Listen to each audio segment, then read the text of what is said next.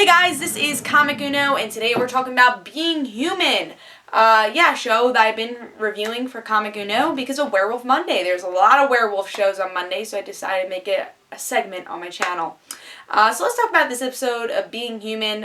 Again, all three characters, I would say all three monsters really have or all four characters really have their own stories in this episode. A little bit less than the past three episodes. There have been a lot of balancing of all the characters, that they would all come together. In this episode is definitely more separate stories like we usually get, but I don't mind if we get that every once in a while because you do need some separate stories with these characters. So let's start with Sally. Sally, try and figure out who this girl is that she keeps being warped to when she uses magic. And she actually finds the person who's supposedly dead. Her name's Beatrice.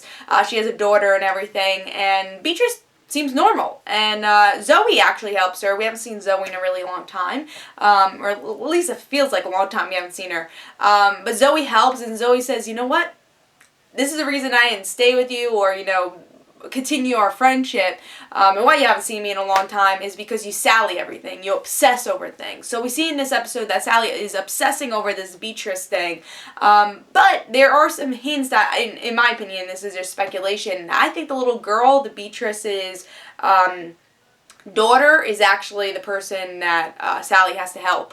But, that's the one thing we love about Sally's. Yeah, she does obsess over everything, but that's Sally's character, so Zoe has to learn that, and now Sally is really thinking, like, who am I? Should I obsess over these things, or shouldn't I? So I think that'll be interesting as the season really goes on, especially since this season's so much about the characters more than the villain of the season. Alright, so let's get into Josh and Nora. So Josh and Nora, they are trying to figure out everything with the Josh thing, and Josh actually was controlling his wolf a little in this episode, but exercising really this whole episode, because I guess that's how he holds in the wolf and everything. So we get to see that, and as he's exercising, as he's jogging, he finds a woman, and he can sense that this woman's a werewolf, and she's pregnant, and we scratch our heads as the audience because we know Nora was pregnant with her child and had a miscarriage because she was a werewolf and the whole change. So this woman's actually able to have a child, and Josh and Nora do help her out. She ends up having the child. It's a purebred. I guess because they were both werewolves at the time. I don't know how this even happened. But yeah, I guess werewolves can have children now. And I have a feeling this story was just for Nora and Josh. It's more of a foreshadowing than really a one-shot story, showing the possibility that they can have children. It's like, oh, that was a really cute kid. And maybe they didn't really say, maybe let's have a child. They've been actually really on-offs in this episode to have the child, because why did they deserve to be werewolves? Is it right that they can't even choose to be werewolves? So they're kind of off on it, but in the end, when the baby's delivered, they're like, oh, but she was really cute and everything.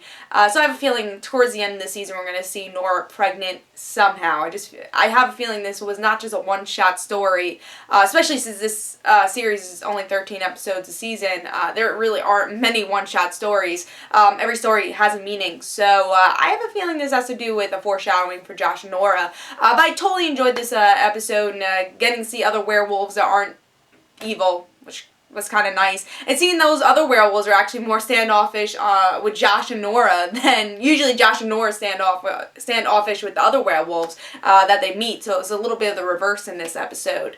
So let's talk about Aiden. I did leave that for last for a reason, because that was the big cliffhanger, was with Aiden. He's figuring out his romance. He has his old wife. I can't think of her name right now for some reason. It's not coming to me. I don't know why. Blanking out on that. But yeah, his old wife, she's coming. We found out that she's the one who killed all the vampires and everything. And she's like, alright, do you want to team up with me, Aiden? And Aiden's like, I don't want to be involved with any of this. And then she just kind of calls out Aiden and says, well, I know that cat person you're in love with.